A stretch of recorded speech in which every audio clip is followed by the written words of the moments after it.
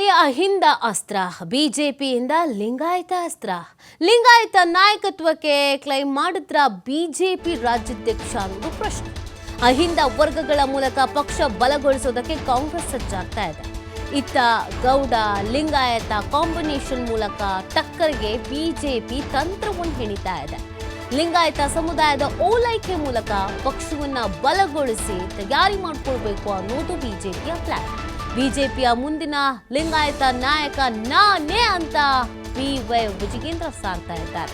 ನನ್ನ ತಂದೆಯಂತೆಯೇ ನಾನು ಎಲ್ಲ ಅಡ್ಡಿ ಆತಂಕಗಳನ್ನ ಮೆಟ್ಟಿ ನಿಲ್ತೇನೆ, ಸಮುದಾಯದ ಅಭ್ಯುದಯಕ್ಕೆ ಹೋರಾಟವನ್ನ ಮಾಡ್ತೀನಿ ಅಂತ ಹೇಳ್ತಾ ಇದ್ದಾರೆ. ಇತ್ತ ಹಾಲಿ ಸಮುದಾಯದ ನಾಯಕತ್ವ ತಮ್ಮದೇ ಅಂತ ಯತ್ನಾಳ್ ಕೂಡ ಹೇಳ್ಕೊಂಡು ಬರ್ತಾ ಇದ್ದಾರೆ. ಲಿಂಗಾಯತ ಮೀಸಲಾತಿ ಹೋರಾಟದಲ್ಲಿ ಮುಂಚೂಣಿಯನ್ನ ವಹಿಸಿ ಆ ಸಂದೇಶವನ್ನು ಸಾರ್ತಾ ಇದ್ದಾರೆ. ಆದರೆ ಯತ್ನಾಳ್ ಸೇರಿ ಹಲವರ ಪ್ರಯತ್ನಕ್ಕೆ ವಿಜಯೇಂದ್ರ ಟಕ್ಕರ್ ಕೊಡೋ ಕೆಲಸ ಕೂಡ ಮಾಡ್ತಾ ಇದ್ದಾರೆ. ನೋಡಿ, ಕಾಂಗ್ರೆಸ್ನಲ್ಲಿ ಒಂದು ಥರದ ಬೆಳವಣಿಗೆ ಆದರೆ ಬಿಜೆಪಿಯಲ್ಲಿ ಇನ್ನೊಂದು ಥರದ ಬೆಳವಣಿಗೆ ಆಗ್ತಾ ಇದೆ. ಈಗಾಗಲೇ ಬಿಜೆಪಿ ರಾಜ್ಯಾಧ್ಯಕ್ಷ ಸ್ಥಾನದ ಬಗ್ಗೆ ನಾನಾ ರೀತಿಯಾದಂಥ ಊಹಾಪೋಹಗಳು, ಆರೋಪಗಳು, ಪ್ರತ್ಯಾರೋಪಗಳು ಎಲ್ಲವೂ ಕೂಡ ನಡೀತಾ ಇದೆ. ಅಧ್ಯಕ್ಷ ಸ್ಥಾನದಿಂದ ಕೆಳಗಿಳಿಸಬೇಕು, ಅಧ್ಯಕ್ಷ ಸ್ಥಾನಕ್ಕೆ ಬೇರೆಯವರನ್ನ ಆಯ್ಕೆ ಮಾಡಬೇಕು, ಅವರೇ ಮುಂದುವರಿಬೇಕು. ಇದೆಲ್ಲದರ ನಡುವೆ ಎರಡು ಬಣಗಳು ತುಂಬ ಸ್ಟ್ರಾಂಗ್ ಆಗಿ ತಮ್ಮ ತಮ್ಮ ಅಸ್ತಿತ್ವವನ್ನು ಉಳಿಸಿಕೊಳ್ಳೋದಕ್ಕೆ, ತಮ್ಮ ಮೇಲುಗೈ ಸಾಧಿಸುವುದಕ್ಕೆ ಇನ್ನಿಲ್ಲದಂಥ ಕಸರತ್ತು, ಇನ್ನಿಲ್ಲದಂಥ ಪ್ರಯತ್ನಗಳನ್ನು ಮಾಡಲಾಗ್ತಾ ಇದೆ. ಅದರಲ್ಲಿ ವಿಜಯೇಂದ್ರ ಅವರನ್ನ ಹೇಗಾದರೂ ಮಾಡಿ ಬದಲು ಮಾಡಬೇಕು ಅನ್ನೋದು ಯತ್ನಾಳ್ ಟೀಮ್ನ ಒತ್ತಡ ಆಗಿದ್ರೆ, ಯತ್ನಾಳ್ ಅವರನ್ನ ಮುಂಚೂಣಿಗೆ ಬರೋದು ಹಾಗೆ ನೋಡ್ಕೊಳ್ಬೇಕು ಅನ್ನೋದು ವಿಜಯೇಂದ್ರ ಅವರ ಬಣದ ಕೆಲಸ ಆಗಿದೆ. ಎಲ್ಲದ್ರ ಬಗ್ಗೆ ಮತ್ತಷ್ಟು ಮಾಹಿತಿಯನ್ನು ನೀಡ್ತಾರೆ ನಮ್ಮ ಪ್ರತಿನಿಧಿ ರಾಕೇಶ್. ಬಿಜೆಪಿಯಲ್ಲೂ ಕೂಡ ಸಾಕಷ್ಟು ಬೆಳವಣಿಗೆ ಆಗ್ತಾ ಇದೆ. ಪ್ರಮುಖವಾಗಿ ರಾಜ್ಯಾಧ್ಯಕ್ಷ ಸ್ಥಾನದ ಮೇಲೆ ಕಣ್ಣಿಡಲಾಗಿದೆ. ಒಂದು ಸೂತ್ರವನ್ನ ಹೀಗೆ ಫಾಲೋ ಮಾಡೋದಕ್ಕೆ ನೋಡ್ತಾ ಇದ್ದಾರೆ, ಲಿಂಗಾಯತ ಅನ್ನುವಂಥ ಸೂತ್ರ. ಇದು ಬಿಜೆಪಿಯಲ್ಲಿ ಎಷ್ಟರ ಮಟ್ಟಿಗೆ ಡಿಸ್ಟರ್ಬಿಗೆ ಕಾರಣ ಆಗ್ತಾ ಇದೆ ಅಂತ ನಿತಿ ಬಿಜೆಪಿ ಒಳಗೆ ಈಗ ನಾಯಕತ್ವದ ವಿಚಾರದಲ್ಲೂ ಕೂಡ ಹಲವು ರೀತಿಯಾದಂತಹ ಬೆಳವಣಿಗೆಗಳು ಕಂಡು ಬರ್ತಾ ಇದೆ. ಒಂದು ಕಡೆ ವಿಜಯೇಂದ್ರ ಅವರಿಗೆ ಪರ್ಯಾಯವಾಗಿ ನಾಯಕತ್ವವನ್ನು ರೂಪಿಸುವಂತಹ ನಿರ್ಧಾರವನ್ನ ಭಿನ್ನರ ಬಳಗ ಮಾಡ್ಕೊಳ್ತಾ ಇದೆ. ಅದಕ್ಕಾಗಿ ಅದೇ ಸಮುದಾಯದ ನಾಯಕರಾಗಿ ಗುರುತಿಸಿಕೊಂಡಿರುವಂತಹ ಯತ್ನಾಳ್ ಅವರನ್ನ ಮುಂಚೂಣಿಗೆ ತಂದು ವಿಜಯೇಂದ್ರ ಅವರಿಗೆ ಪ್ರತಿಸ್ಪರ್ಧಿಯಾಗಿ ಬಿಂಬಿಸುವಂತ ಪ್ರಯತ್ನವನ್ನ ಭಿನ್ನರ ಬಳಗ ಮಾಡ್ತಾ ಇದೆ. ಹಾಗೆ ಅವರ ಹಿಂದೆ ಬಿಜೆಪಿ ನಿರ್ಧರಿಸಿಕೊಂಡಿರುವ ಹಲವು ನಾಯಕರುಗಳು ಸಪೋರ್ಟ್ ಅನ್ನ ಮಾಡ್ತಿದ್ದಾರೆ. ಮತ್ತೊಂದು ಕಡೆ ವಿಜಯೇಂದ್ರ ಅವರು ತಮ್ಮ ರಾಜ್ಯಾಧ್ಯಕ್ಷ ಹುದ್ದೆಯ ಪದವಿಯ ಬದಲಾವಣೆಯ ಸಮಯ ಸನ್ನಿಹಿತವಾಗ್ತಿರೋ ಸಂದರ್ಭದಲ್ಲೂ ಕೂಡ ನಾನೇ ಅದರಲ್ಲಿ ಮತ್ತೆ ಮುಂದುವರಿತೇನೆ ಅನ್ನುವಂತಹ ಪ್ರಬಲ ಸಂದೇಶವನ್ನ ಕೂಡ ಕೊಟ್ಟಿದ್ದಾರೆ.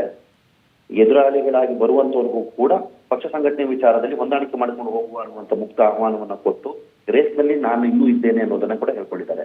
ಇದರ ಜೊತೆಗೆ ಒಂದು ವೇಳೆ ಹುದ್ದೆಯ ಬದಲಾವಣೆ ವಿಚಾರದಲ್ಲಿ ಪಕ್ಷದ ರಾಷ್ಟ್ರೀಯ ನಾಯಕರುಗಳು ತೆಗೆದುಕೊಳ್ಳುವ ನಿರ್ಧಾರವೇನಾದರೂ ಬದಲಾದಲ್ಲಿ ಅದಕ್ಕೆ ಪರ್ಯಾಯವಾಗಿ ಸಮುದಾಯದ ನಾಯಕತ್ವದ ವಿಚಾರದಲ್ಲಿ ಪ್ರಬಲ ನಾಯಕನಾಗಿ ಗುರುತಿಸಿಕೊಳ್ಳುವ ಮುಖಾಂತರ ಪಕ್ಷದಲ್ಲಿನ ತಮ್ಮ ಪ್ರಭಾವ ಮತ್ತು ಹಿಡಿತವನ್ನ ಮತ್ತಷ್ಟು ಬಿಗಿಗೊಳಿಸಿಕೊಳ್ಳುವಂತಹ, ಹಾಗೆ ಆ ಮೂಲಕ ನಾಯಕತ್ವದಲ್ಲಿ ನಾನು ಕೂಡ ರೇಸ್ನಲ್ಲಿದ್ದೇನೆ ಅನ್ನೋದನ್ನು ತೋರಿಸುವುದಕ್ಕೆ ವಿಜಯೇಂದ್ರ ಅವರು ಮುಂದಾಗಿದ್ದಾರೆ. ಇದರ ಭಾಗವಾಗಿ ನಿನ್ನೆ ನಡೆದಂತಹ ತಂಬಿ ಸಿದ್ದರಾಮೇಶ್ವರ ಜಯಂತಿಯಲ್ಲಿ ತುಂಬಿದ್ದ ಸಭೆಯ ನಡುವಲ್ಲೇ ತಾವು ಲಿಂಗಾಯತ ಸಮುದಾಯದ ನಾಯಕತ್ವವನ್ನ ಸಮರ್ಥವಾಗಿ ನಿರ್ವಹಿಸುತ್ತೇನೆ ಅನ್ನೋದ ಮಾತನ್ನು ಕೂಡ ಹೇಳ್ಕೊಂಡಿದ್ದಾರೆ. ತಮ್ಮ ತಂದೆ ಯಡಿಯೂರಪ್ಪನವರ ಸಮ್ಮುಖದಲ್ಲೇ ಈ ಮಾತನ್ನು ಹೇಳಿರುವ ವಿಜಯೇಂದ್ರ ಅವರು, ನಾನು ನನ್ನ ತಂದೆಯಂತೆ ಎಷ್ಟೇ ಅಡೆತಡೆಗಳು ಬಂದರೂ ಕೂಡ ಅವನ್ನೆಲ್ಲವನ್ನು ದಾಟಿ ಮೆಟ್ಟಿ ನಿಂತು ನಾಯಕನಾಗ್ತೇನೆ. ಆ ಮುಖಾಂತರ ಸಮುದಾಯದ ಏಳಿಗೆ ಮತ್ತು ಅದರ ಅಭಿವೃದ್ಧಿಗೆ ಹೋರಾಟ ನಡೆಸ್ತೇನೆ. ನಿಮ್ಮ ಜೊತೆ ಸದಾ ನಾನಿರ್ತೇನೆ, ನೀವು ನನ್ನೊಂದಿಗೆ ನಿಲ್ಲಬೇಕು ಅನ್ನುವಂಥ ಮಾತನ್ನು ಹೇಳಿದ್ದಾರೆ. ಈ ಮಾತಿನ ಮುಖಾಂತರ ತಮ್ಮ ಸಮುದಾಯದ ಜೊತೆಗೆ ಈಗ ಅಹಿಂದ ಮತವರ್ಗದ ಜೊತೆಯಲ್ಲಿ ಪಕ್ಷ ಸಂಘಟನೆ ಮಾಡಿಕೊಟ್ಟಿರುವಂತಹ ಕಾಂಗ್ರೆಸ್ನಿಗೆ ಪರ್ಯಾಯವಾಗಿ ತಮ್ಮ ಪಕ್ಷವನ್ನು ಬಲಗೊಳಿಸುವಂತಹ ಜವಾಬ್ದಾರಿ ಇದೆ. ಆ ನಿಟ್ಟಿನಲ್ಲಿ ಒಕ್ಕಲಿಗ ಮತ್ತು ಲಿಂಗಾಯತ ಸಮುದಾಯದ ಹಳೆಯ ಸಮೀಕರಣವನ್ನ ಮತ್ತಷ್ಟು ಬಲಗೊಳಿಸಿ ತೆಗೆದುಕೊಂಡು ಹೋಗ್ಬೇಕಾದಂತಹ ಯೋಚನೆಯನ್ನ ವಿಜಯೇಂದ್ರ ಅವರು ಮಾಡ್ಕೊಂಡಿದ್ದಾರೆ. ಅದರ ಭಾಗವಾಗಿ ಈಗ ಇಂಥ ಹೇಳಿಕೆಯನ್ನು ಅವರು ಕೊಡುವ ಮುಖಾಂತರ ತಮ್ಮ ಸಮುದಾಯವನ್ನ ಬೆನ್ನಿಗೆ ಕಟ್ಟಿಕೊಂಡು ಸಮುದಾಯದ ನಾಯಕತ್ವದ ಜೊತೆಯಲ್ಲೇ ತಾವು ಕೂಡ ಪಕ್ಷದ ಪ್ರಮುಖ ನಾಯಕನಾಗಿ ಯುವ ಸಮುದಾಯದ ಮೊದಲ ಪಂಕ್ತಿಯ ನಾಯಕನಾಗಿ ನಿಲ್ಲುವಂತಹ ಯೋಚನೆಯನ್ನ ಮಾಡ್ತಿದ್ದಾರೆ. ಅದಕ್ಕೆ ಬೇಕಾದಂತಹ ರಣತಂತ್ರವನ್ನ ಅವರು ರೂಪಿಸಿಕೊಳ್ತಿದ್ದಾರೆ.